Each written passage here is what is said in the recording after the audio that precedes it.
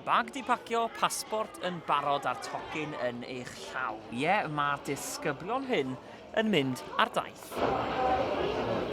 Wel, o ryw fath ta beth, maen nhw wedi dod i brifysgol y Drindod mwyn mynd ar daith rhisiol. Ond i ble? Wel, draw i'r Ariannin.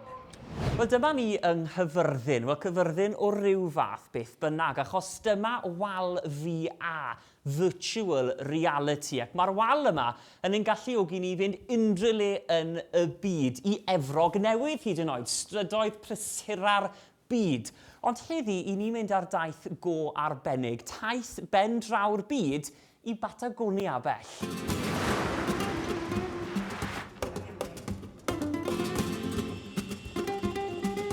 A bwriad y sesiynau hyn, wel, cyflwyno ieithoedd newydd i blant, fel Sbaeneg.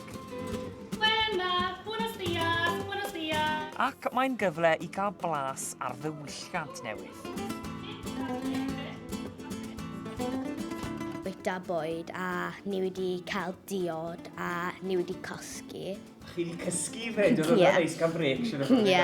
Oedd ffria, te a caffe. A faint maen nhw'n ei cofio?